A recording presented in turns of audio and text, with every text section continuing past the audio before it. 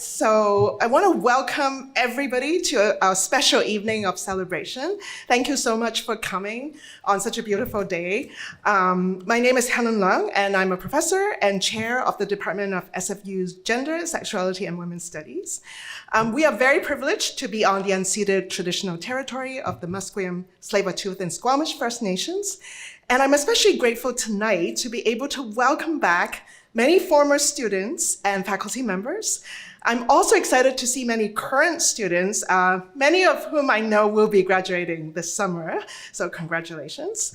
Tonight, we really hope to celebrate the many achievements of our alumni while we reunite old friends, hope to create new friendships, maybe new mentorships, and also I hope for current students to find out more about what's possible for them in the future as they begin their new chapter of their life.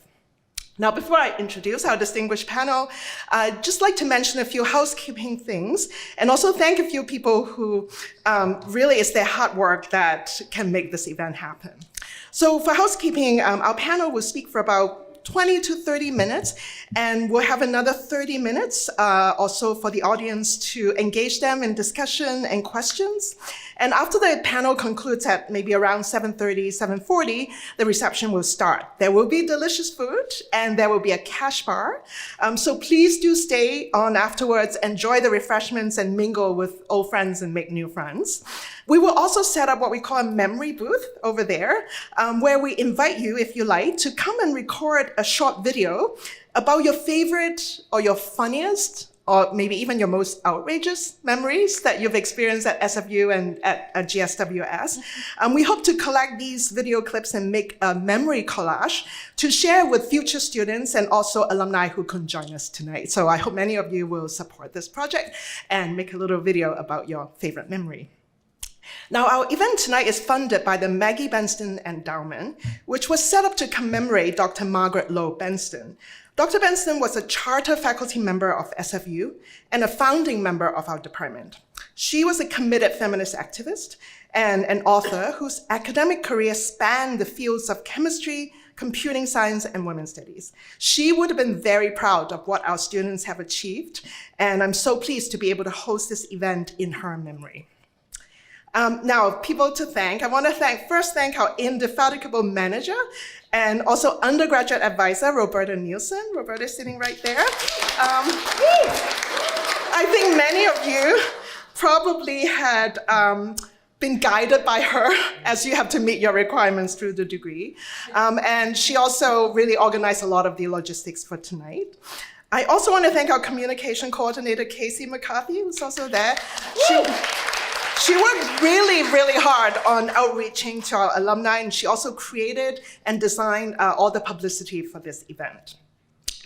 My thanks also goes to 4 current graduate students, Maria Kuhi, Kekson Hu, Nidhi Galandi, and Swati Kandia, who will be running the memory booth later. So I hope many of you will get to meet them as you record something at the booth. So without further ado, I will now introduce our panel on careers in social justice. Our first speaker, Trish Garner, completed their PhD in GSWS in 2011. And it's especially heartwarming for me to welcome them back because they were the first ever PhD student that I supervised. Trish is currently the Director of Policy and Strategic Initiatives at the BC Federation of Labour, and they have gained their research, policy, and community organizing experience through various previous roles at the BC's Office of the Human Rights Commissioner, the BC Poverty Reduction Coalition, the Canadian Centre for Policy Alternatives, and the Raise the Rates Anti-Poverty Campaign. Our second speaker, Joy Walcott-Francis, received her PhD in GSWS in 2016. She is currently the Director of Equity, Diversity, and Inclusion at Langara College, and she's also the author of the book Cocktails, Cappuccino, and Courage. She's a committed volunteer in the Black and Africa diaspora communities of the Lower Mainland. We'll be really looking forward to hearing about their experience. Now, our moderator tonight is a recent graduate, the talented Yasmin Simsek, who completed her MA in GSWS in 2023. She is an author, an actor, and an activist. Her current full-time job is working with the North Shore Women's Centre to provide gender-based violence reduction program to high schools around British Columbia. She's also the chair and founder of the committee planning the International Women's Days March in Vancouver. So please join me in giving a warm welcome to our panel as I hand proceedings over to Yasmin.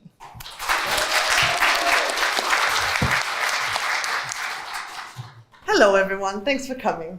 I just want to start by acknowledging the stolen lands of the Musqueam, Squamish, and Tsleil-Waututh nations that we're gathering on today.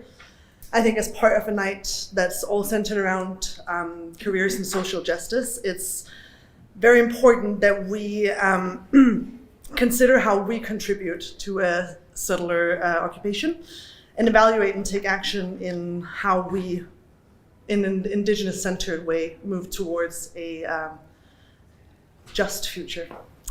So to begin with, I think Helen gave a little bit of an introduction about me.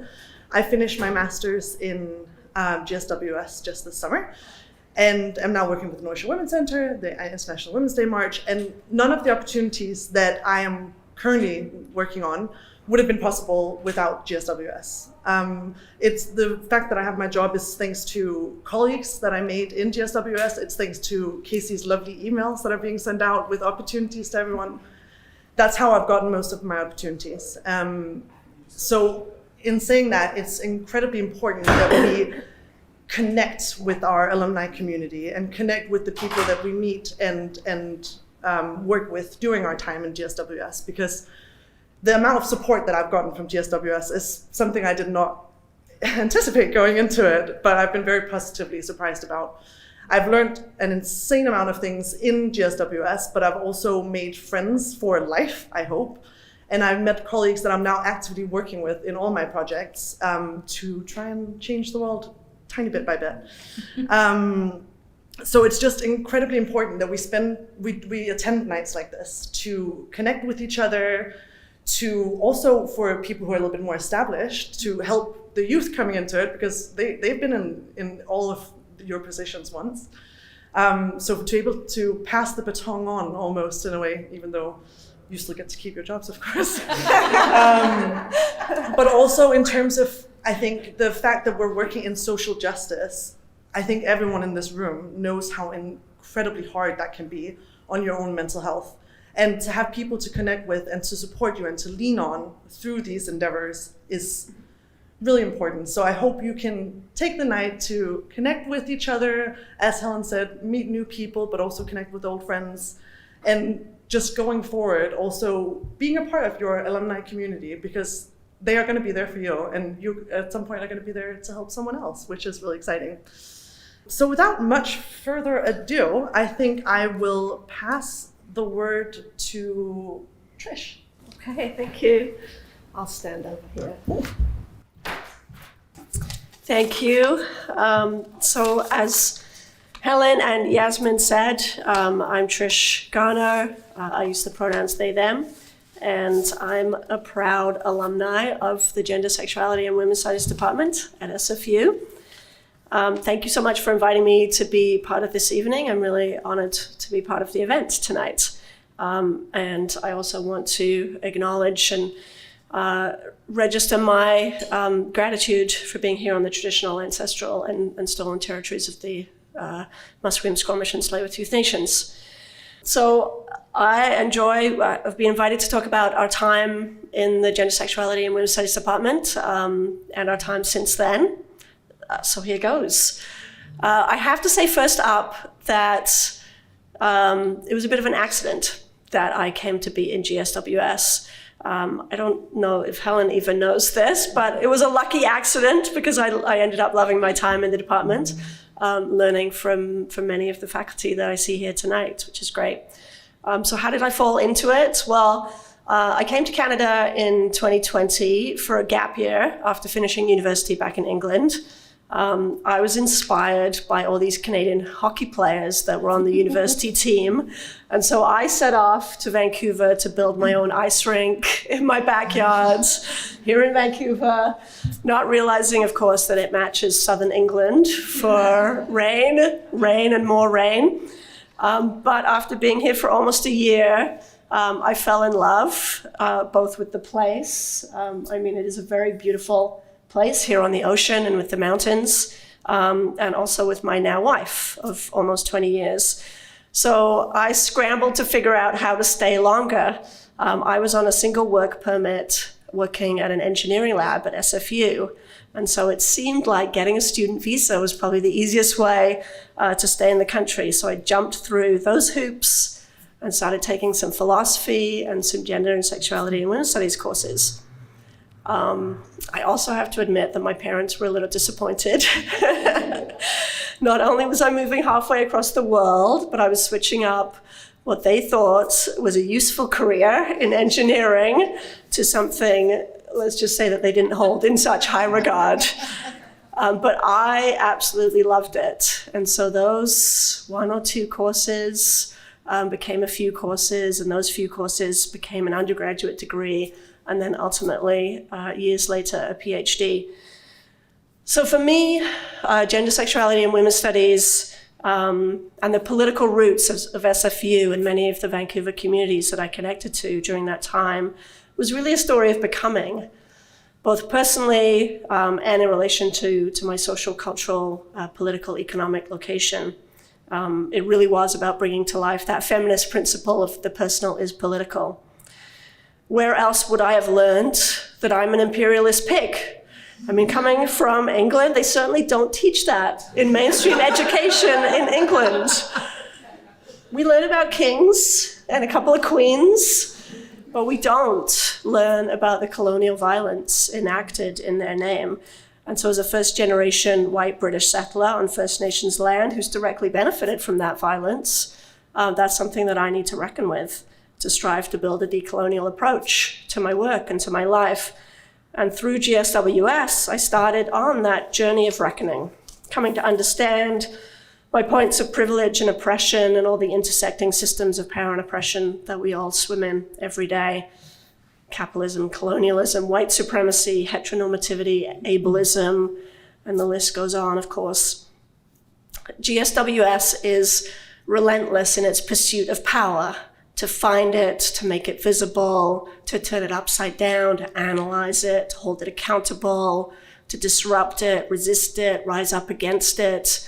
Whatever course you're taking, whatever reading you're doing, movie you're watching in class, it's of course about the study of power, and most importantly, how we've challenged those systems of power before and how we can continue to challenge those systems in their current forms. Because power is also relentless, ever-consuming and always changing, despite being always situated as natural and normal and the status quo. And that's what my dissertation did. It looked into those forces of naturalization, how certain bodies become natural and normal. It's called Stitching Up the Natural, if you ever want to take a read. It's in the SFU library. By teaching us how to question, how to flip over that rock to find out what's propping it up, and how to make change, GSWS is and continues to be deeply relevant. Pretty much the opposite of what my parents thought at the time. So GSWS is social justice, right? So if you're thinking about building a career in social justice work, it is really a perfect foundation.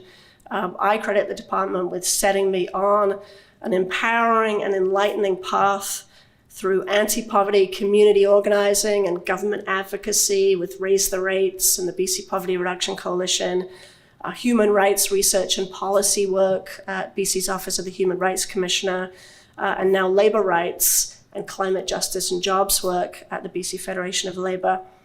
It set me on this path of trying, in all these different contexts, to build and wield the power of those marginalized by these oppressive systems, to make systemic change, bit by bit, as you say, Yasmin. And those have become the guiding questions throughout my work and my life. How do we build power and how do we wield power of those most marginalized? There's only really organized money and organized people in this stage of capitalism, and we I think, in this room only have access to one of those. So how can we organize people to challenge organized money? So coming out of my journey through all of that, and it continues, obviously, my central piece of advice is to ground your work and your life in communities you claim and others you don't. Make your research relevant and useful, connect to community groups and campaigns, ensure you're acting with responsibility and accountability, and most importantly, build those meaningful, respectful, and reciprocal relationships with those most impacted by the issues that you're working on. That framework is drawn from Kirkness and Barnhart's offering of the 4 R's of Indigenous education, grounded in relationships. So it's about respect, relevance, responsibility, and reciprocity. And one of my previous colleagues, Sharon Thera from the Human Rights Commission, added the 5th R of reflexivity.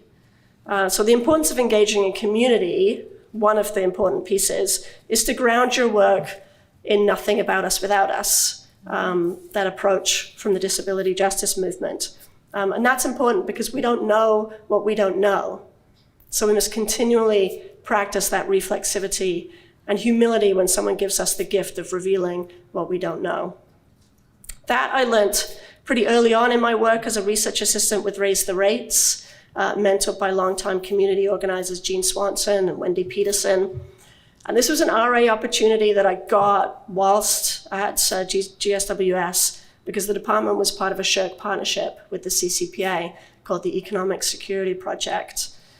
So I was working in and with the Downtown East Side community and those folks on welfare and disability assistance.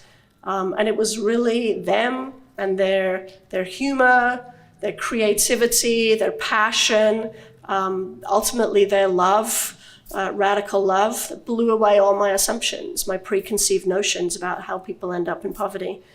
Working on projects like the Poverty Olympics, with its very own mascot, a bedbug, a rat, and a cockroach, and its torch built on a hospital gurney. Those are experiences I'll never forget, with people I'll never forget, and gave me a class analysis that I couldn't have got just in the classroom. As I've gone along on this journey, I've come to realize along the way that one of my priorities is to apply this approach both inside and outside social justice organizations and groups. It's not enough for me, for an organization to be striving to make that change for others externally while doing harm internally to their own staff and volunteers. We just can't ignore the power dynamics within any space and within organizational hierarchy. But unfortunately, it happens more often than we'd like in these spaces that are talking the talk of social justice. But if our racialized colleagues are being harmed in a white supremacist nonprofit, we have to tackle those systems of power, right? There's really no separation between inside and out. We're all human wherever we are, so the recognition of humanity has to be consistently applied and has no boundaries. So applying what local activist Harsha Walia calls prefigurative politics, we need to build in our teams what we're trying to build in the world. This is the work. And don't let anyone tell you otherwise. But they will, probably. That's been my experience. They might say it's distracting from the real cause. It's too time-consuming. In labor, people say issues aren't the bread and butter of the labor movement, as if workers' rights don't include racial justice or decolonization or trans rights. But we all need to do the work of cleaning up our own houses before we can effectively take the fight to the streets. And grounding yourself in community will give you the strength to do that. Because ultimately research is relationship. This approach does take more time because you gotta move at the speed of trust, and it's gonna get messy, but that's the richness that will strengthen your work. Research should be embodied, not just theorized. As Dr. Bayo Akamalafe says, the only way to know the world or think about the world is to think with it, is to participate in it, is to intervene and make marks upon it, even as those marks are made on our own bodies in the self-same moment. To know is to come unhinged, to be bruised, to be beaten. So I invite you to become unhinged in your work. And those relationships are also what will support you in the challenging times, which social justice work will often bring.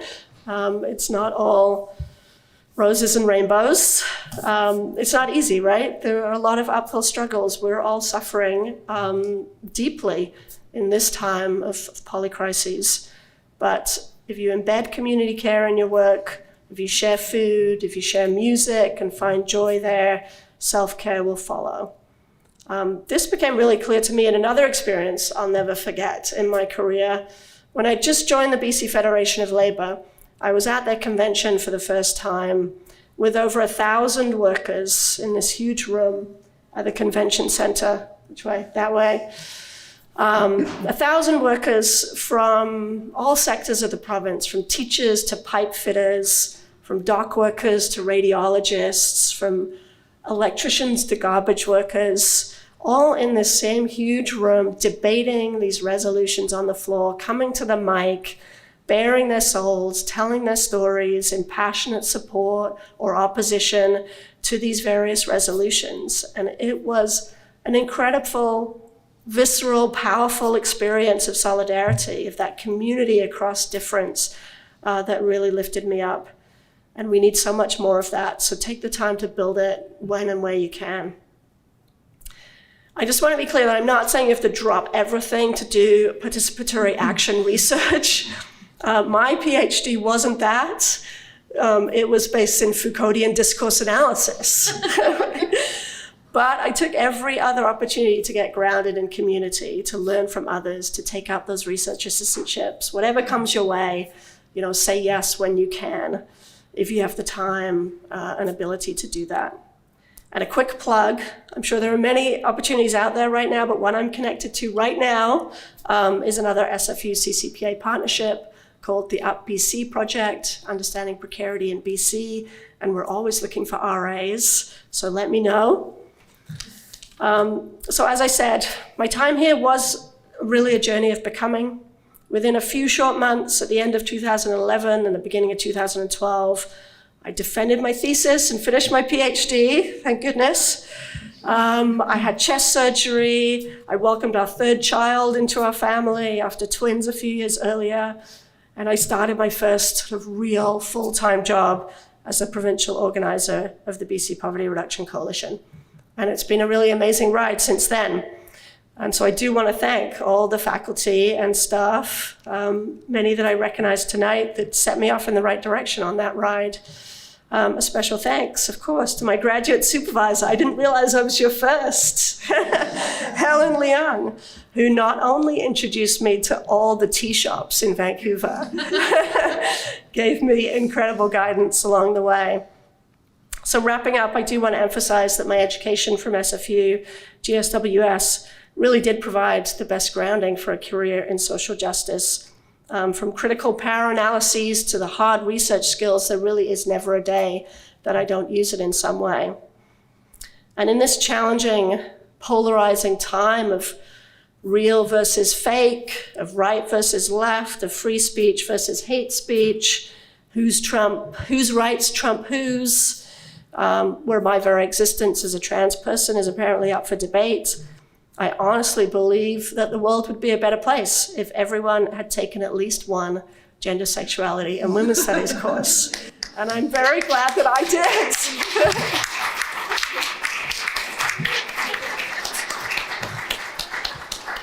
Thank you so much, Trish. That was both funny and enlightening.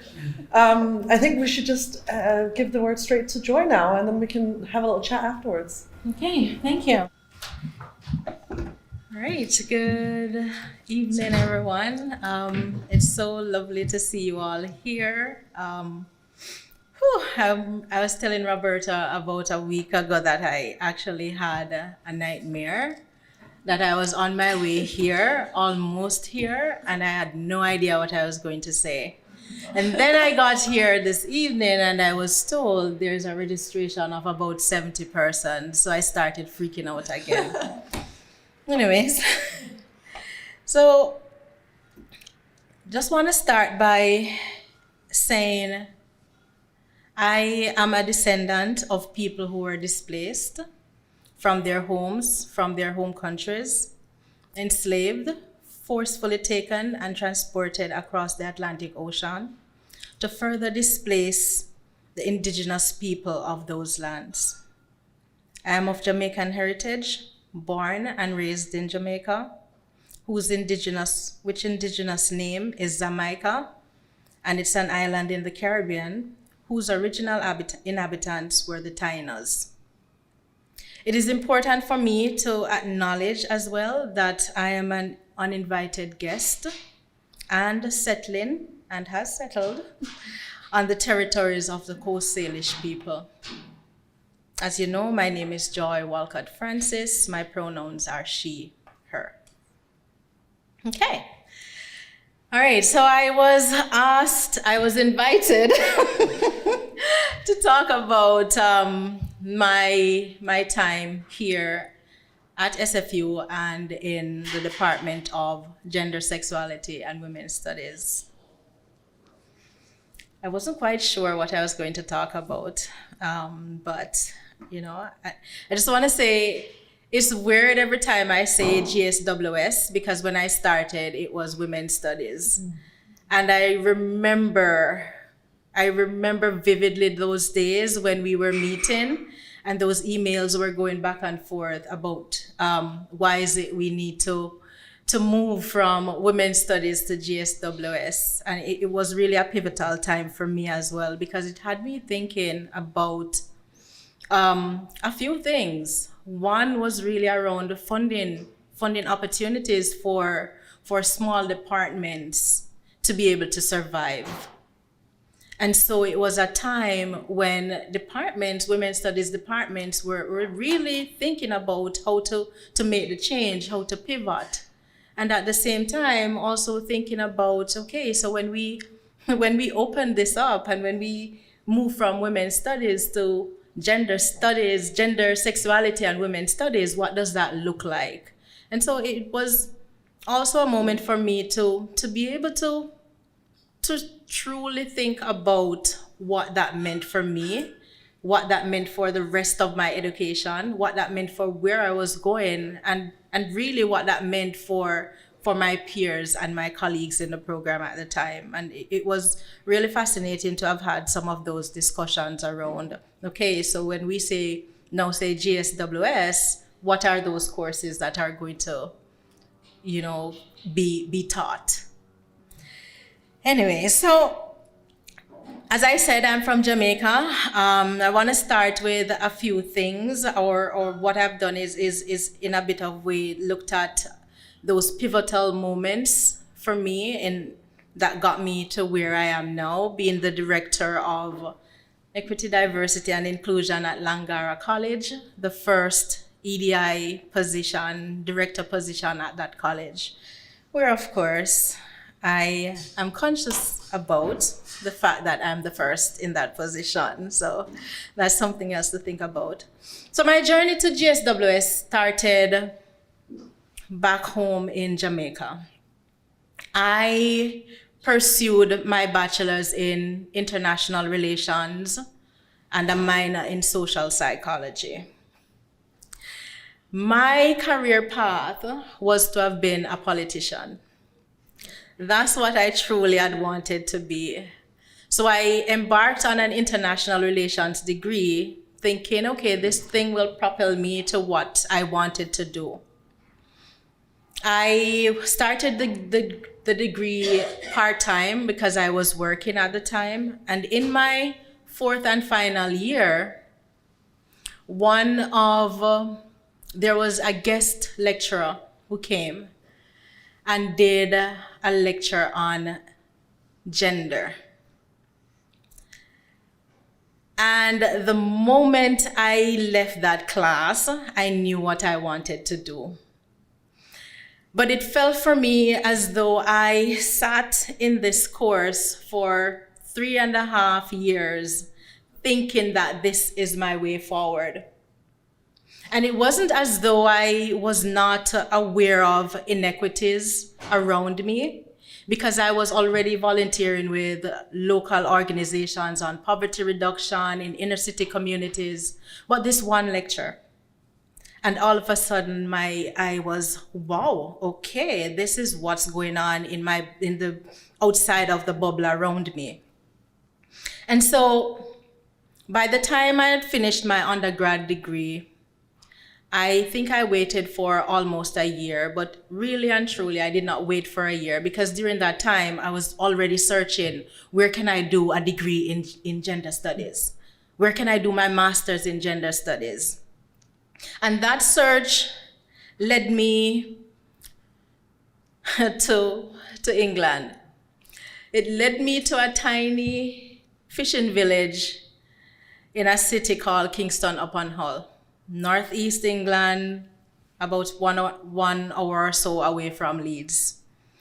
And I pursued a master's in gender and development studies. With my new-armed knowledge, I decided to go back home because I was going to change the world. I was like, yes, a developing country with all my developing theories and my women's studies knowledge and my little bit of feminist knowledge, I'm going to change. I'm going to make changes.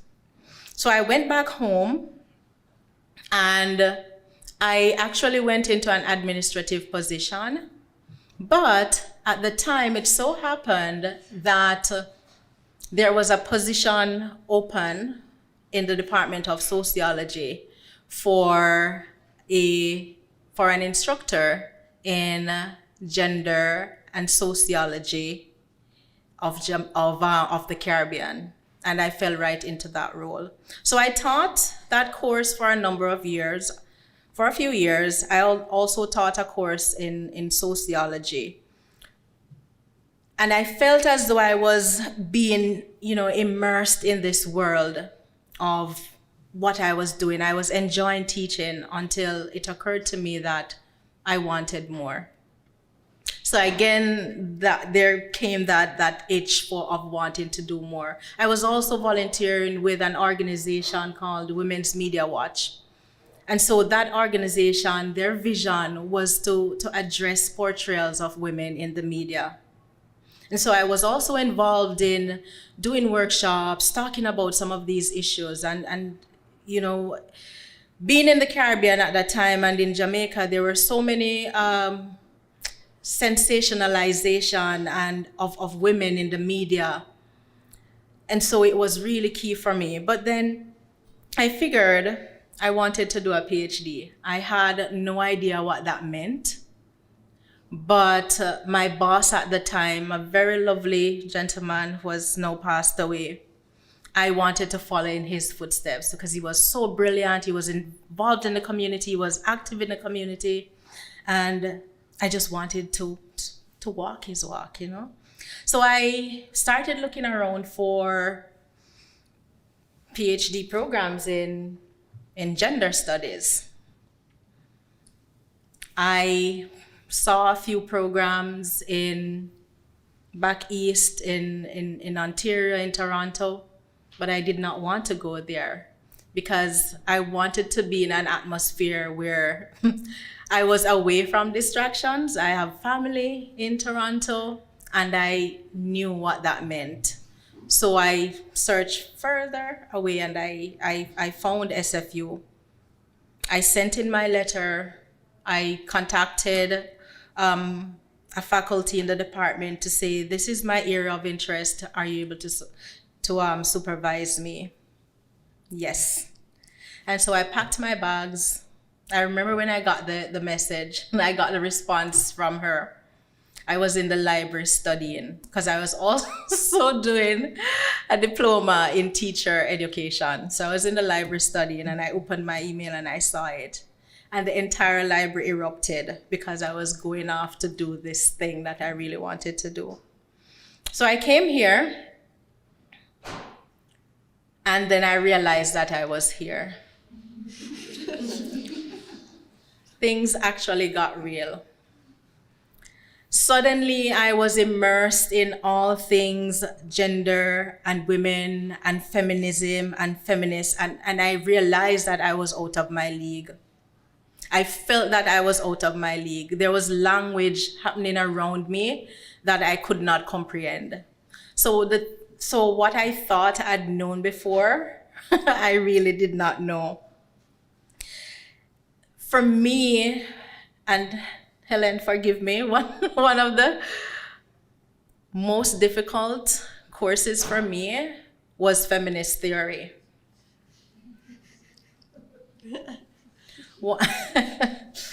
And so it was really difficult for me to grasp feminist theory. And so what I had to do was really figure out, how do I make theory into practice? And that was the approach I took. So much so that, Helen, if you will remember, one of my comms exams was to develop a feminist theory course outline, right? So having started in the program and going through the routine and of the program and trying to understand how to make these things work, I was thinking about it and doing it from the perspective of an international student, new to this country, a first-generation university student.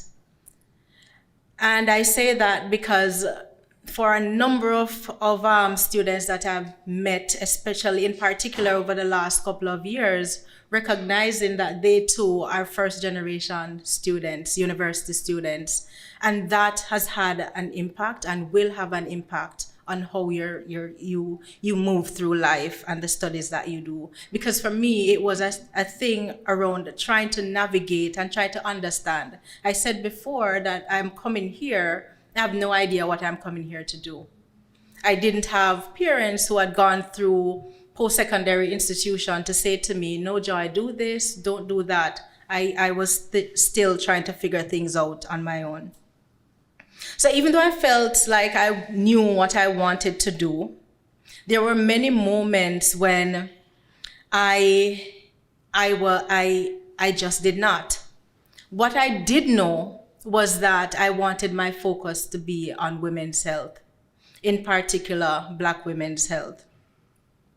And so some of the key things for me, having said all of this, some of the key things that worked for me and through the GSWS program was, one, having a supervisor who actually cared, a supervisor who understood my areas of strengths and weaknesses, because there were many, and a supervisor who also understood the work that I was trying to do and was trying to get into, the work that I was trying to embark on. And I heard Trish talk about some of the research opportunities that you got involved in. And I do remember one of the first research opportunities that I got involved in, that I did, was with the Center for, what was it called? Center for Policy and Alternatives. Policy Alternatives, and that came through GSWS.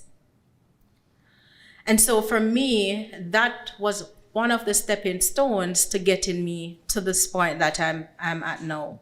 Because what that also did was, with each of those opportunities that I had, and I've had several research assistant opportunities, with each of those opportunities, I was now able to grapple with the knowledge that I was getting. I was now able to grapple with post-colonial theory, anti-racism. I was now able to see it in a new perspective. So that was key for me, having a supervisor who understood those kinds of things, who was able to guide me, having support from the department on having these kinds of discussions. Emails would come out. These are some opportunities that you're able to participate in.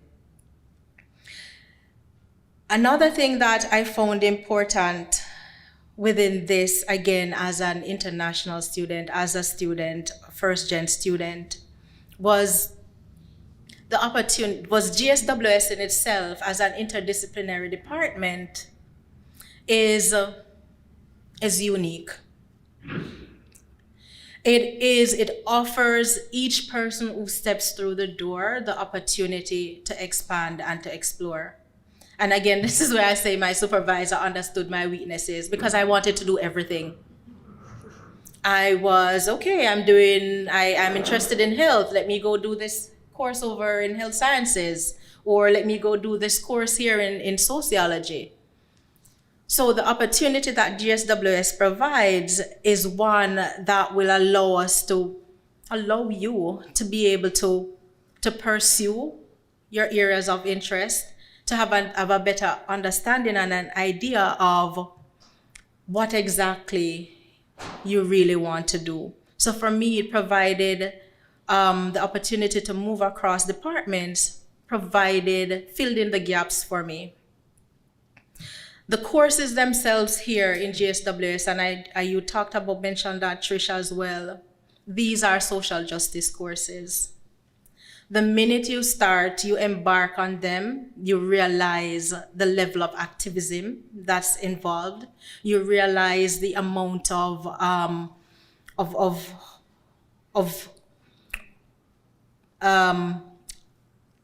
advocacy that it allows you to do. It provides you a perspective to understand the world through the systems within which we are confined. And truth be told is, even though I was teaching before at a university, I had done my master's before at another university, words like social justice were fairly new for me. I was doing this program, I was learning about anti-racism. I know about anti-racism, but I was really and truly understanding the systems of power and oppression that work within these kinds of systems.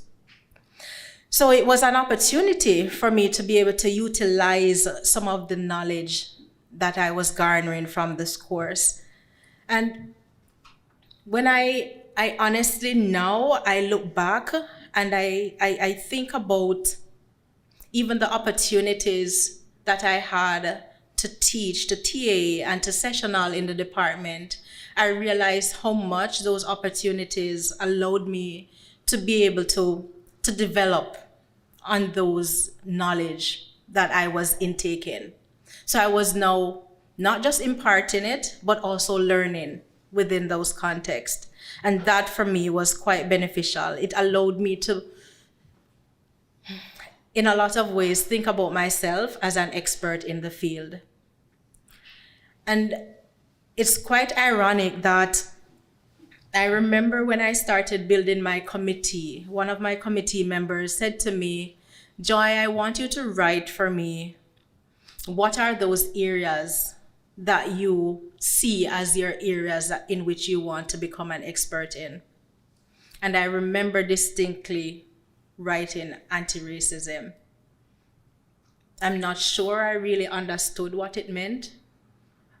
And I'm not sure I can even call myself an anti-racism expert. But having gone through the GSWS program, having done a PhD, having had to grapple with those theories and to make those theories real, definitely has propelled me into the position that I am in now. So the third thing also is, as I think about this and the benefit of this program, is my career trajectory. So the courses informed my career trajectory. They provided greater insight into social justice and inequity. And again, not that I didn't know that inequity existed, but I was better able to speak to them and to think about them in terms of systemic problems and injustices.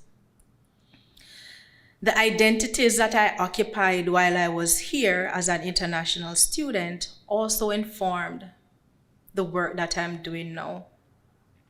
Because on one hand, while I taught, I have always wanted a way to be able to fix some of those problems that I was teaching. My main supervisor, I know we had a conversation, and one of the things she said to me was trying to think about where I wanted to be positioned, and that was for academia. And I remember the conversation today because I outright said to her at the time, no, I do not want to go into academia. Mind you, I enjoy teaching. I just don't like the marking, but I enjoy teaching. But I had the conviction that, because for me, when I came here, again, I came as an international student, it was a lonely existence. I'm going to admit that. It was quite lonely. I came at a time when there were few Black students at SFU campus. And so the relationships that I formed with my peers meant a lot. It was my peers who would pull me to, come on, Joy, let's join this caucus. So I was a member of the grad caucus. Then I started forming friends with other grad students in other departments where I had participated, done courses. But then for me, there was still something missing. What was apparent to me was that, one, international students did not have access to resources that domestic students have. International students who are students of color also, worse, did not have the resources that domestic students or European presenting students had. And so for me, those were really key. And so I knew that this is the work that I wanted to do. Now, while I'm also saying this, much of the times while I was here, I was involved in volunteer work. And that was the beauty of the flexibility of the program. I know I should have completed before I did. But I was heavily involved in volunteer work in my community because the Black community meant and means a lot to me, again, for all of these things that I'm identifying. And so I was heavily involved in volunteer work. I spoke about my supervisor she knows where I want to go. She knows my vision. She knows my passion. And so some of those volunteer opportunities did come from her. One of those volunteer opportunities was to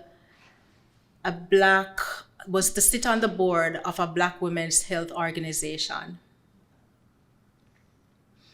That was my first ever board opportunity. And that board opportunity played such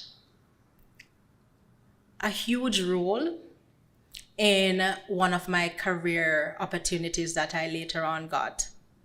So prior to the role I'm in right now, I worked at the city of Vancouver as a social planner. I saw the position. As a matter of fact, I think my supervisor had also sent it to me along with a few other people because it was asking for a social planner of African descent. I applied for the position, and little did I know that when I went into the interview, many of the questions were questions around my activism work. Many of the questions were around systems of oppression, systems of ways to collaborate with community partners. That, when I think about it, it blended so nicely with what I was getting in GSWS and the volunteer opportunities that were afforded to me. So one of the things I also want to say, and I did mention this when I was talking earlier on with someone, that volunteer work is really so important especially when you're thinking about social justice work, when you're thinking about activism. One of my volunteer opportunities as well was with a not-for-profit organization that works with youth in foster care. and youth who have aged out of the foster care system. GSWS and everything that I was taught, I was able to use it there. As a matter of fact, what I was getting from volunteering there, I was able to bring it into the classroom. And so I find that the type of work that we do around social justice and advocacy is so neatly tied into everything that we do here in GSWS. By the time I finished my PhD, I had a job at the not-for-profit organization running one of their programs that they had received funding for from the provincial government to work with youth in developing training programs. I spent a few years there, but also knew again in my heart of hearts that there was more that I wanted to do. And so when the position opened at the City of Vancouver, and I applied for it, and then, I got that position.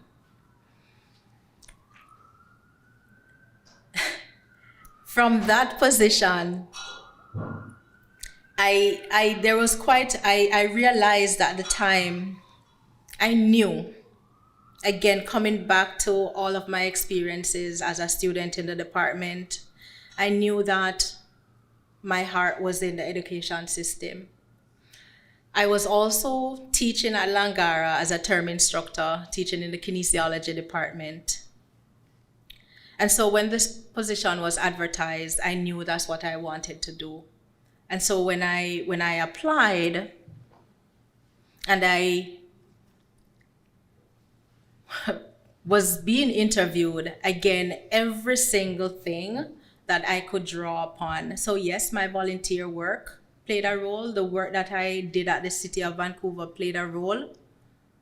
But everything that I could draw upon had to relate to, come right back to the courses that I did in GSWS. It came right back to thinking about anti-racism, anti-Black racism through a theoretical and systematic lens. And so I don't think that many persons really realize that there is another path for them. And I've been having a number of these conversations. So it's quite ironic that you should have asked me to talk here.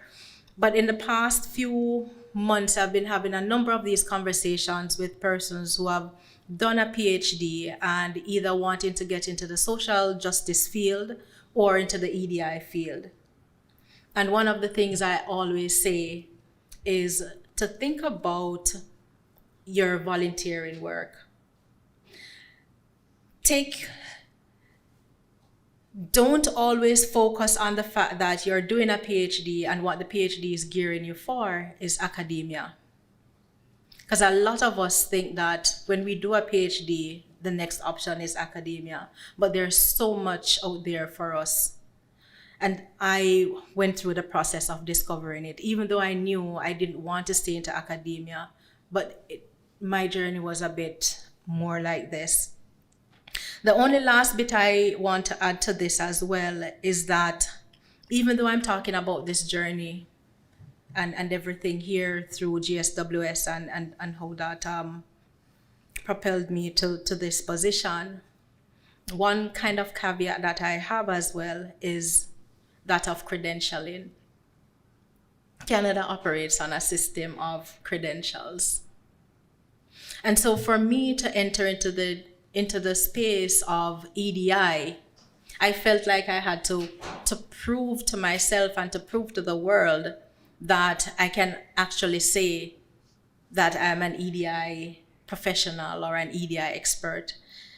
And so just before I left the city, I enrolled in a course, one of those short courses in EDI certificate.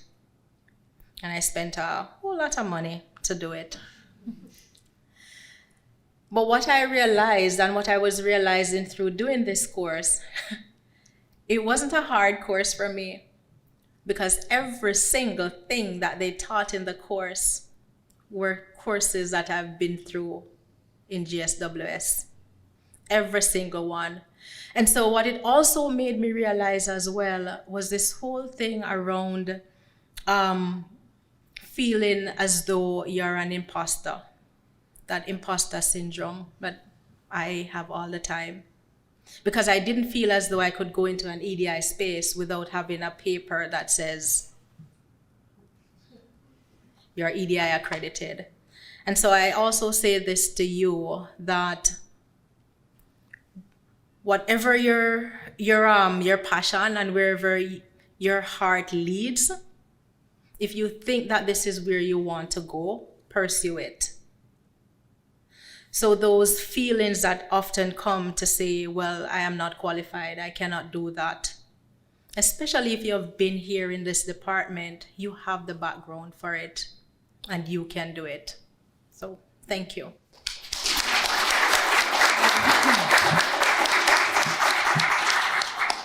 Thank you so much, Joy, for telling your story. That was so wonderful. I realized that we're all international. And all have ties to England randomly. I've also had that nightmare about today, by the way. But I'm just wondering, because I know that there's, like, every year more and more international students come to GSWS. I can already see many of you sitting there. So I'm wondering, maybe you touched a little bit about it, being an international student, but Trish, do you have anything to add? Like, Vancouver can be a very lonely city. I think we all know that. As an international student on top of that, coming out of GSWS, how do you battle that loneliness or like build that community? Well, GSWS, I think, becomes part of that community. It certainly did during my time, and you mentioned that too, Joy. The people that you're with in those courses, you're grappling with the good stuff, the hard stuff. You're struggling in the feminist theory course. You leave the room, you vent with each other. Like, it's those kind of experiences that bring you together. I mean, yes, we're all international, but of course I come with a lot of white privilege in that, and British white privilege on top of that. So it's definitely not the same experience.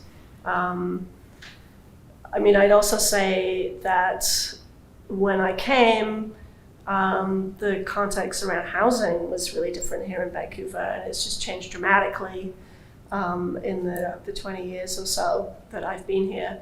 So I was lucky enough to move into a shared house where I was paying like $200 for my room in a shared house of 5. Okay. It was a shitty room in a house with mice, but it was still a great space, and it was with a bunch of other students at SFU who were in the visual arts program, and so it was a very vibrant, lively place, and that was possible. But that's not the case right now with the housing in Vancouver. So yeah, I mean, those are the issues that people are facing now. Do you have anything to add, Joy? Yeah, for me, it was, again, trying to find a community.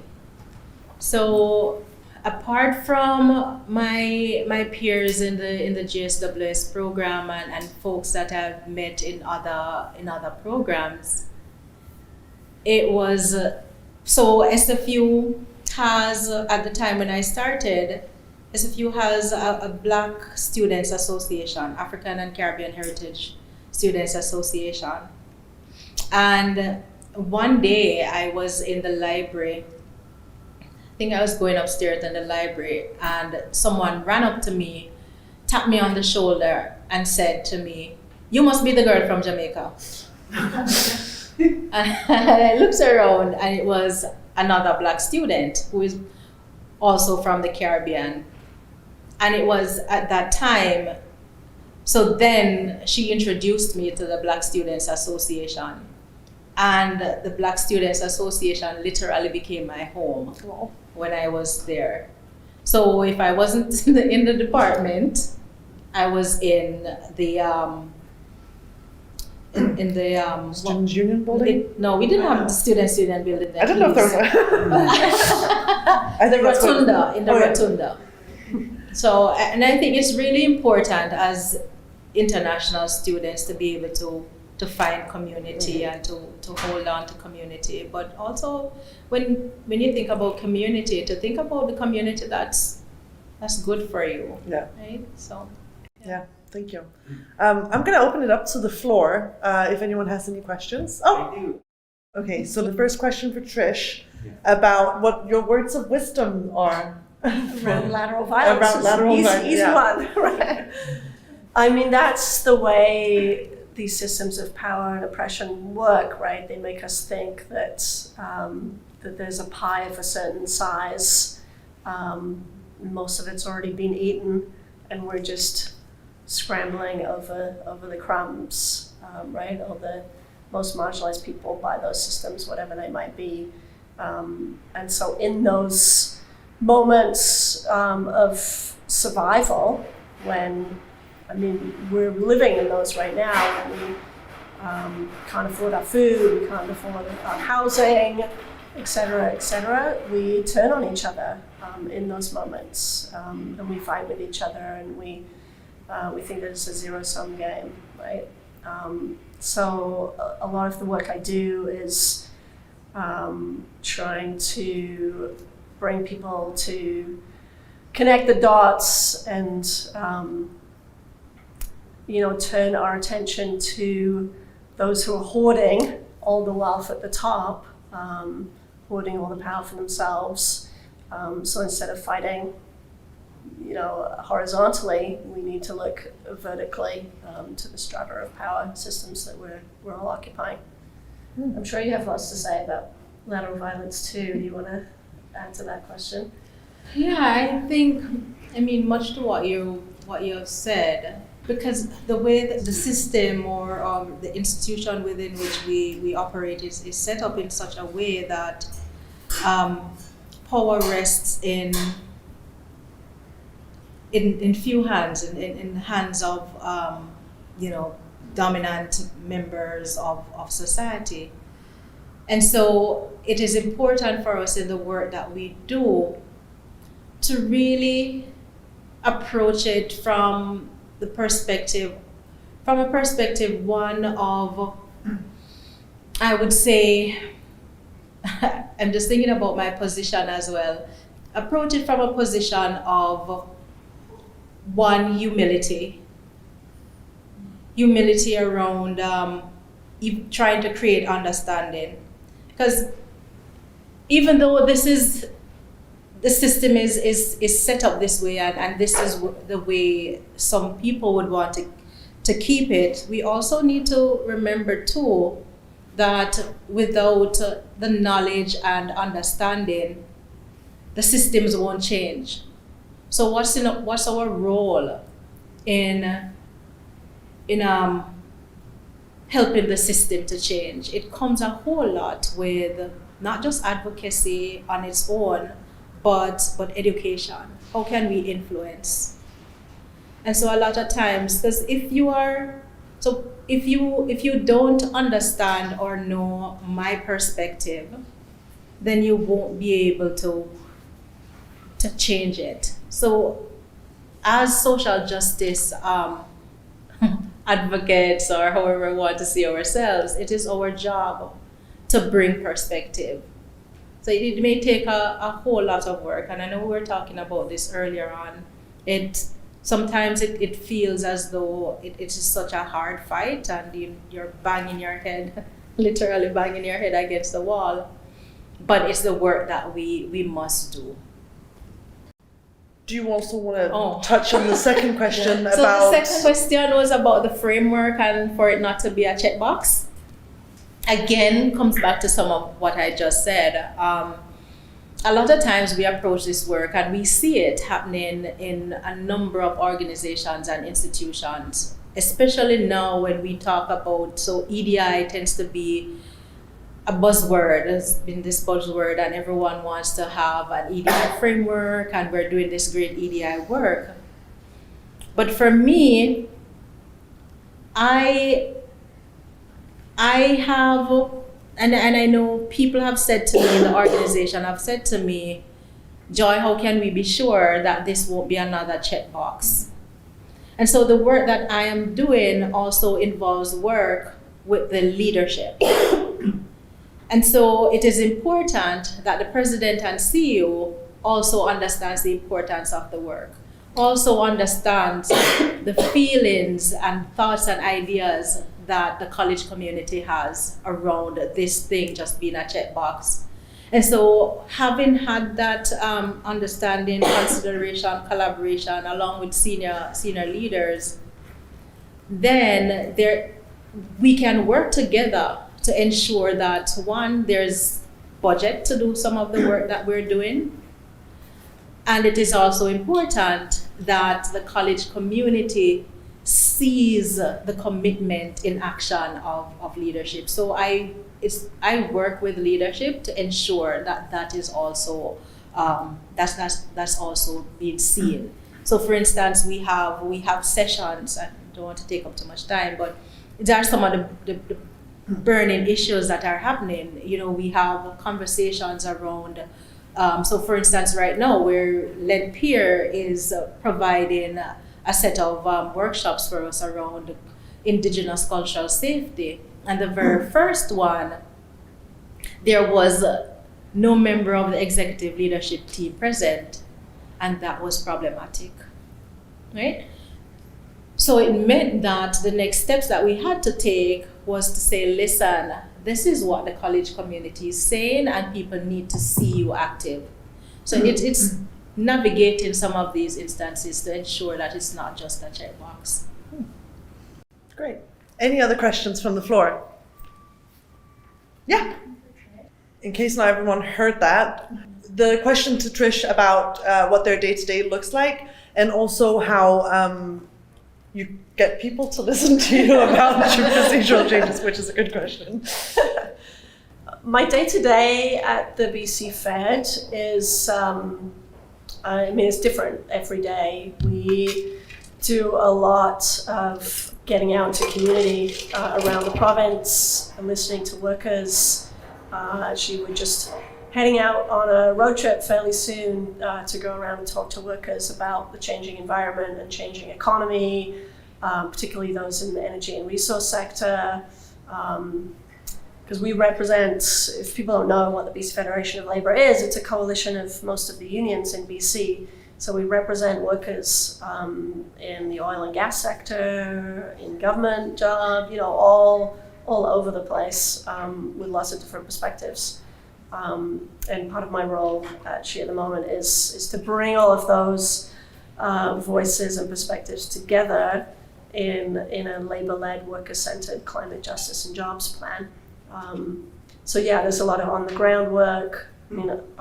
There's also a lot of office work too, emails, that kind of thing, meetings. But I do enjoy very much about this role that we're very much more connected to workers in a democratic institution. I have an elected leadership as well, that kind of thing. In terms of making government listen and how far that goes, it's different. It depends on the political party in power. It depends on the particular organization that I've been in. And it depends on the issue, it depends on the context, the historical moment. I can say at the Poverty Reduction Coalition, our mandate was really around government advocacy to convince BC to implement a poverty reduction plan for BC. And we had the Liberals in power for a long time, and that was a hard push.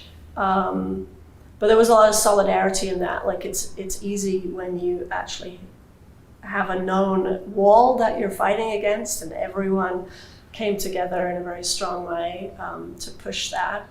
And then the NDP came into power. We did move forward with a poverty reduction plan, which was great to see. But but some things move ahead a little bit.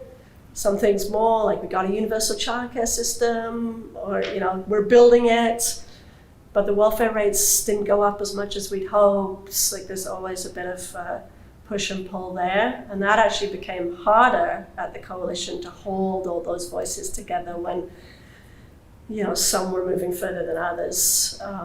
So it really depends on the issue and all the other contextual factors. But it's always interesting. Politics is interesting. Isn't it just?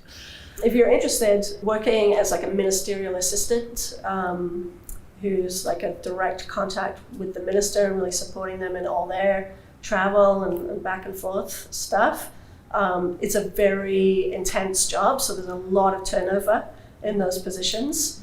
So if you're interested, there are lots of opportunities there to go and spend a couple of years in Victoria and just be an MA for a minister. You should talk afterwards. We talk a lot about social justice in terms of, I think everyone who's involved in social justice in some way is because of a deep inner passion for what is right to some extent, right? How do we ensure that now that we're pursuing careers in it, that it's still part of our own life, if that makes sense? How do we make sure that our professional and personal life is balanced within social justice? Is there such a thing? You tell me. Oh my goodness. Because, just even thinking about what you said, because for sure, where we're coming from with women's studies as well as the personal is professional, Exactly. right?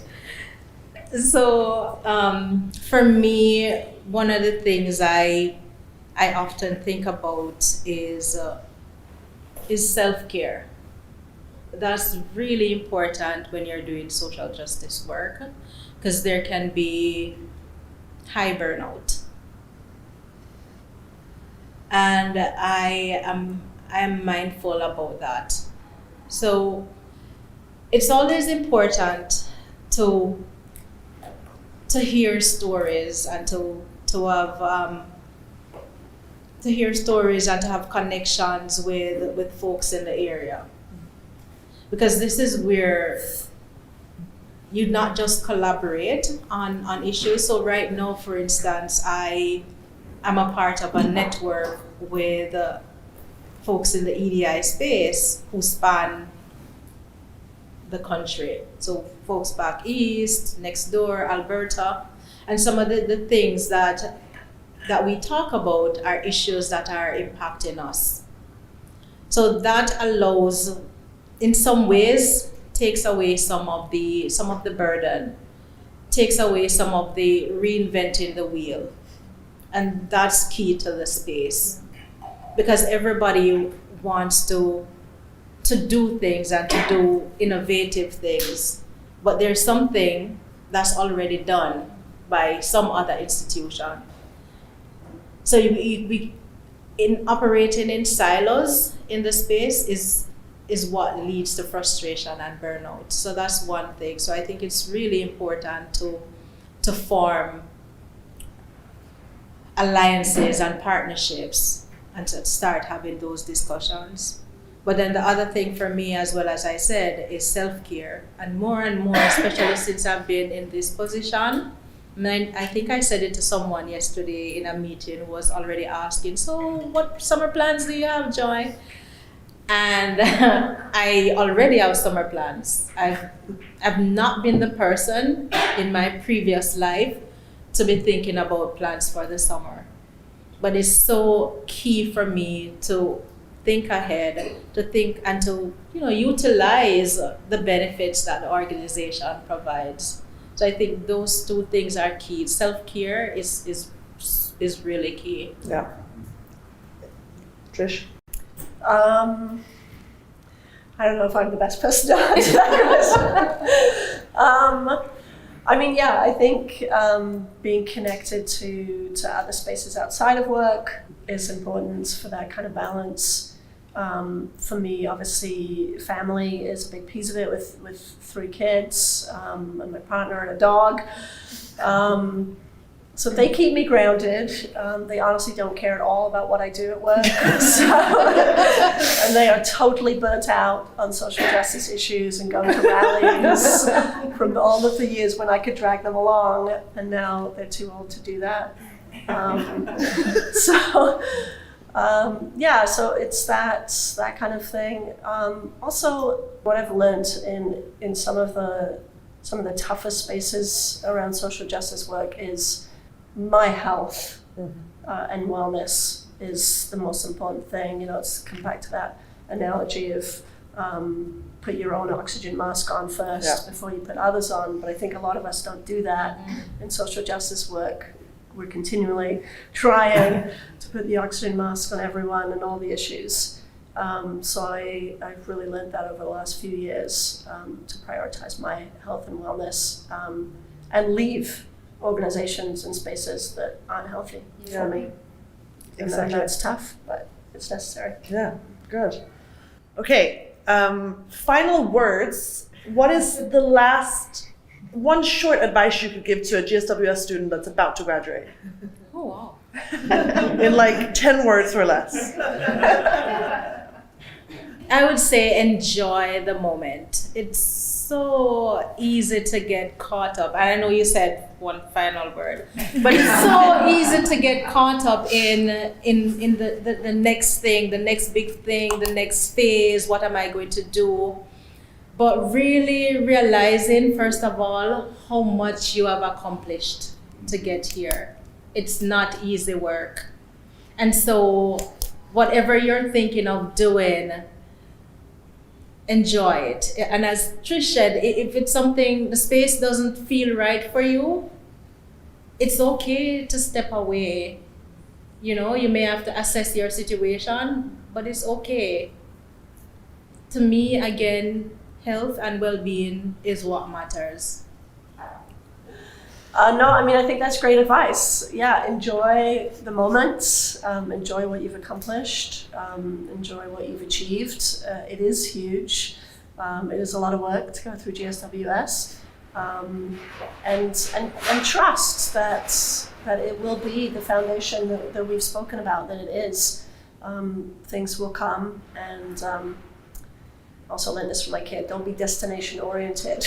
Wow, smart tip. It's cliched, right? But it really is about the journey, and enjoy it. I think we should give our panelists a big round of applause. Thank you. Thank you so much to the both of you, to everyone for being here. And now is the time to mingle. I challenge each and every one of you to talk to at least 3 people you didn't know when you came in here, if that's possible for some people. Eat some food, have some drinks. Remember to keep in touch with each other and take advantage of this community that we've built. There's also a memory booth. Remember to use that. And finally, free Palestine. Thank you.